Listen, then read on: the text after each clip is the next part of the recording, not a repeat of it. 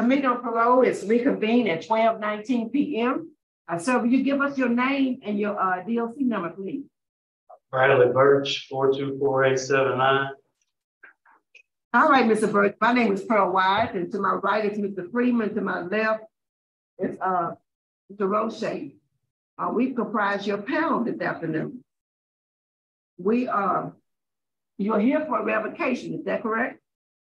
Yes, ma'am. Okay. Do you have your revocation questionnaire in front of you? Yes, ma'am.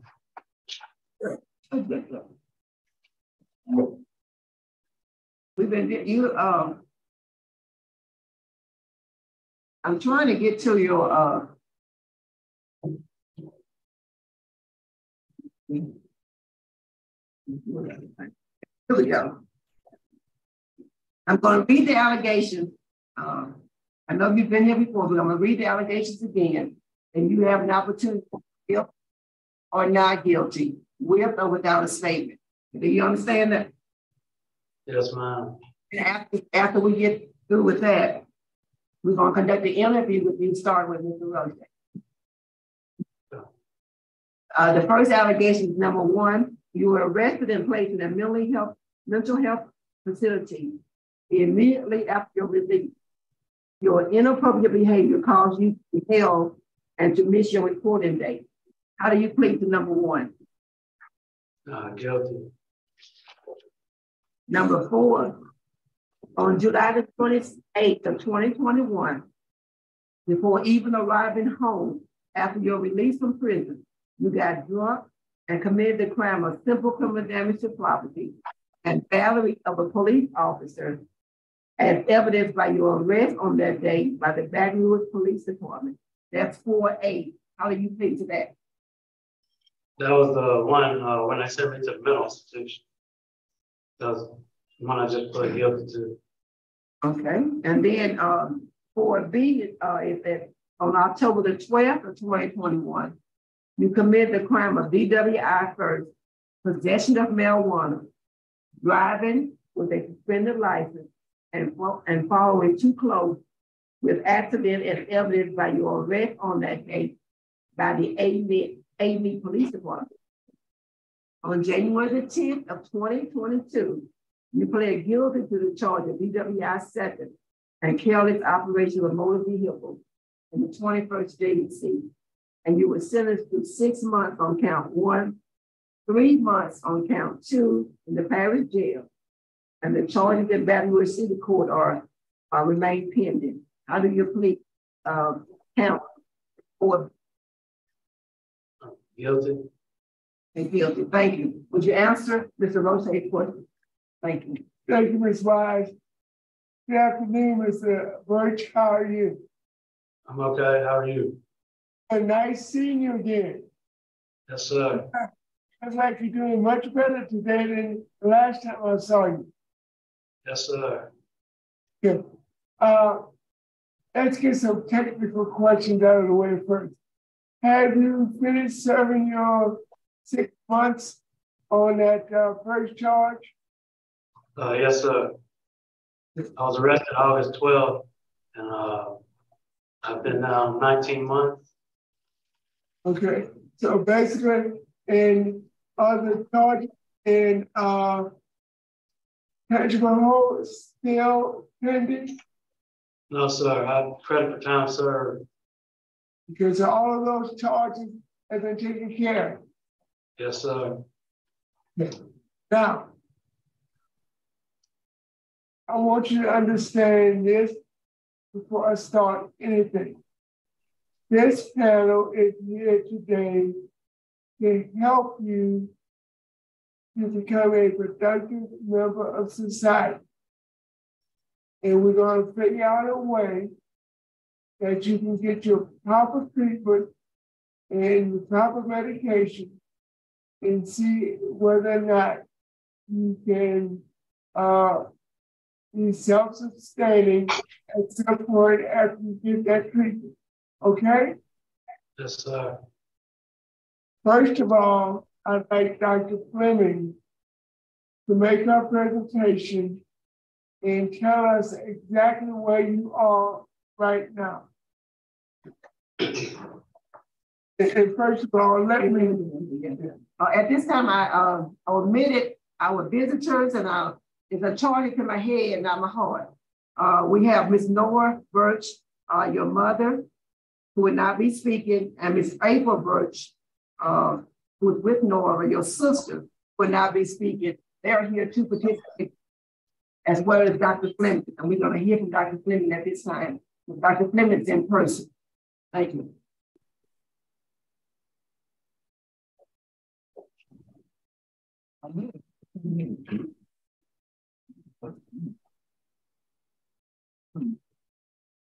Let me see.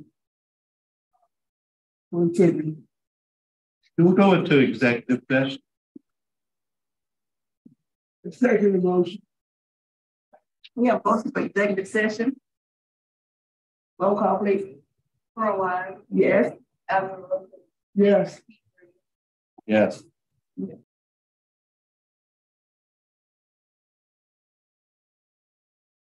The committee is back in session at 12:27. You'll hear from Dr. Go ahead. Yes. Go ahead.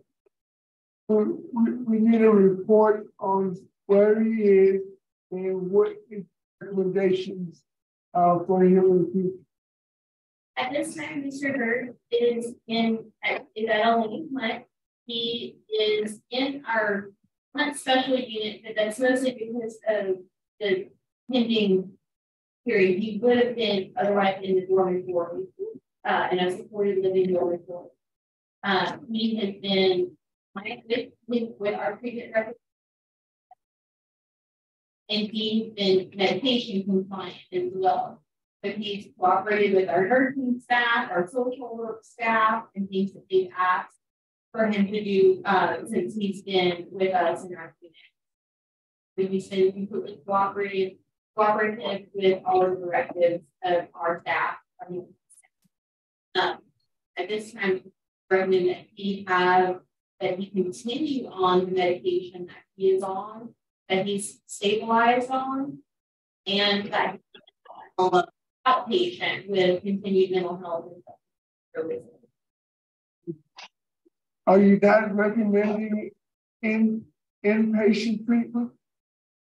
He is stable. Okay. No. Okay. One question, you said if he was not in the revocation status, he would be in what dorm at Hunt? He would be in our dormitory at Hunt. Our just general mental health dormitory. Not regular population, but general mental health dorm. That's what I'm trying to get straight. It's just a supported living to make sure that people get full call.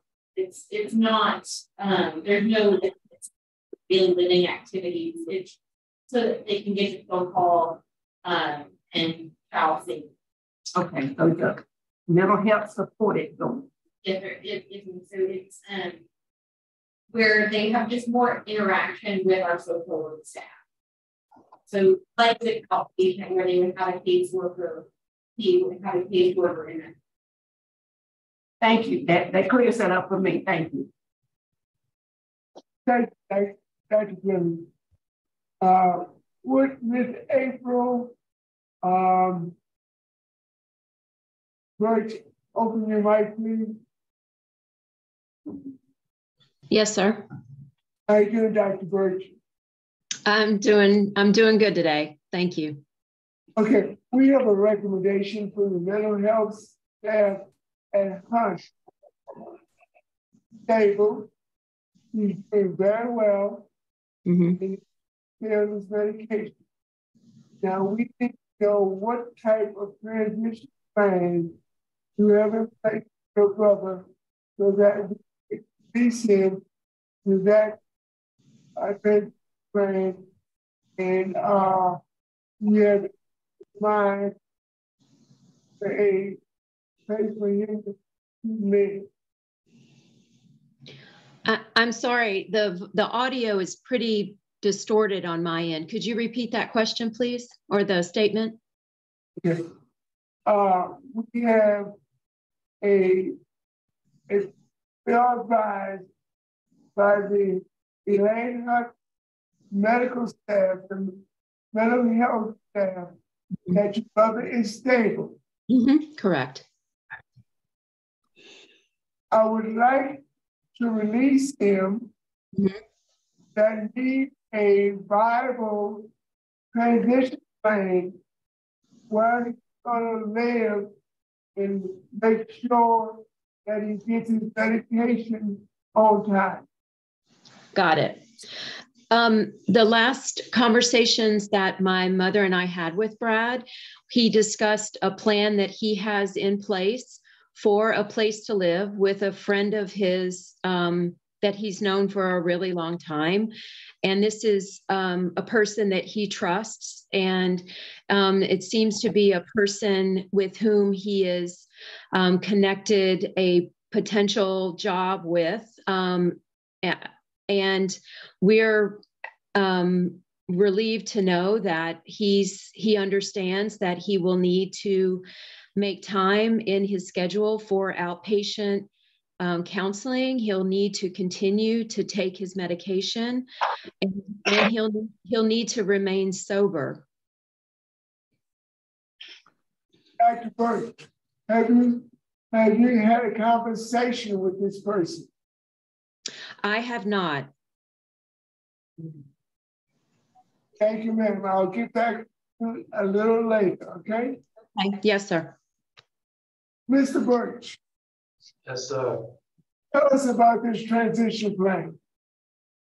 Well, I have a job lined up with a company in the oil field, and I have a friend that I can stay with, and they meet temporarily until I get my first 2 checks and maybe I'll get my own apartment myself. What's the name of it? Timothy Johnson. Timothy Johnson. What's the address? I don't know the exact address.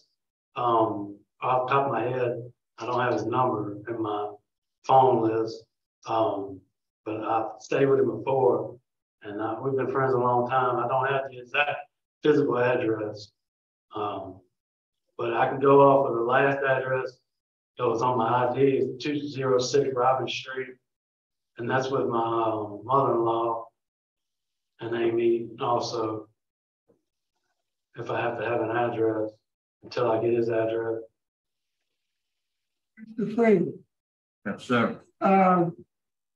Does parole probation investigate address on the revocation to make sure it's viable? You can get them to investigate it. Yeah. Burch, I'm going to be awfully careful with you to make sure that you are in the right place, the right situation to get your medication and anything else you need. Yes, so I need you to give Warlong that name and address, and we're going to get probation to investigate to make sure at a suitable place for you to live. Yes, sir. Now, you said something about working offshore. Is that correct? Well, it's going to be on land. So all companies do on land drilling. It's D&D drilling out of Faraday, Louisiana. Okay, now, D&D is in Faraday, Louisiana? It's in Faraday, yes, sir. Which is probably 2 or 3 hours away from where you're going to stay. Right. That's their office. That's where their office is. Well, we could be working. I will be working. They do a lot of drilling in Mississippi. I'd have to get an out-of-state work permit from parole probation. They do mainly in Mississippi, the drilling. Will you be coming home each and every day? No, so they work 14 days on and 7 days off. So it'll be 3 weeks out of each month. I'll be working.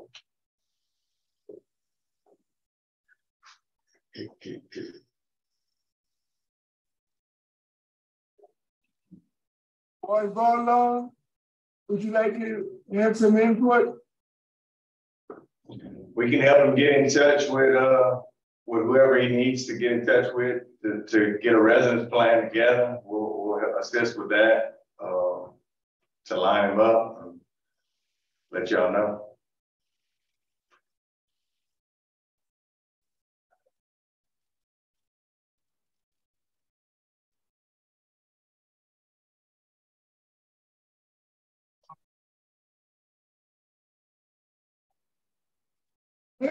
I want to go into executive session to see if we can consolidate a plan for you. Then we'll come back and give you our decision, okay? Yes, sir. We have a second. okay. Roll call, please. Executive session. DWI. Yes. Yes. Yeah.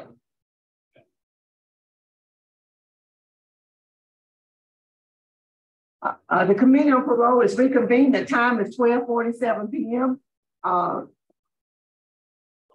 This is the revocation. Is there anything you want to tell us before we render our decision?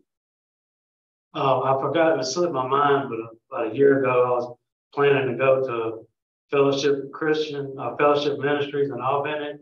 They house people who were trying to get back on their feet. And they said, Mr. Burch DOC said, told my mom that they have a place and they have beds at the church. And I can possibly go there. If I forgot, that slipped my mind. I'm just letting you know it's another option I have. Good to hear. That's good to hear. All right. Did the assistant want to say something? Anyone else want to speak on this case? Yes, ma'am. Now that we are aware of what the parole recommendation might be, we are also in a position to help Brad find, suitable housing to do the confirm, the residency with Timothy Johnson. Sorry, she's got a visitor right now. But we're in a position to help him, confirm those details now that we know that outpatient recommendation might be in order. So we just wanted to say that we support Brad and getting a good place for him lined up. We just weren't sure what to plan for because we didn't know what the recommendation was. Thank you. Thank you. Thank you for being here. All right, the panel ready to vote. Yes. Mr. Roche.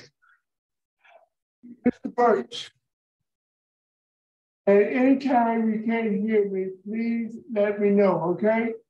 Yes, sir. Mr. Burch, I came in and I'm going to show Mrs. Wide and Mr. Freeman came in this hearing to make sure that you got the best possible situation upon your release. We were so surprised about your transition plan. The transition plan has not been approved yet. And we need to know that this Mr. Timothy Johnson is a viable person for you to live with. And we're a little concerned about your job choice because you'll be traveling back and forth to Mississippi. And we need time to arrange for that to happen and to visit Mr. Timothy Johnson and make sure that it is suitable place to live. Yes, sir. I think I probably chose the church. Let me talk. Yes, sir. We have looked at your compliance state. We have looked at your full-term date, and we have calculated the time that you've been incarcerated and what kind of credit you will get for that time if we revoke your supervision. And we consulted with the expert probation, and you would almost be an immediate release. Once we make a decision, Dr. Fleming can start processing your Social Security and your Medicaid. You can't do anything if you don't make a decision. So once we make that decision, you'll have a little time to get your Social Security straight and your Medicaid. For that reason, I am revoking your supervision, and it's not a bad thing. It will allow Dr. Clemens to process. Once you get your credits, you'll almost be an immediate relief. So don't take it as a negative, take it as a way that we can maneuver to get your transition plan approved and get your Medicaid and your Social Security in process. Understand what I just said? Yes, sir. Best of luck. Thank you. Thank you, Mr. Roche. Mr. Freeman? For the same reason Roche stated, and he is correct, you will be right at your release date, if not past your release date, with the credit for time served that you have already. I also vote to revoke. I think it's the best pattern to get Social Security and Medicaid. Yes, sir. At this time, Mr. Burch, you have 2 votes to revoke the vision. Now, for me, I read in the report, when you got out last time, you had 30 pills and you took over 10 of them at one time. I don't want that to happen again. Out this time, I want you to be able to manage your medication and be able to stay out. So for that reason, I'm voting to revoke as well. Best wishes to you, sir. Continue to cooperate with the state. Thank you.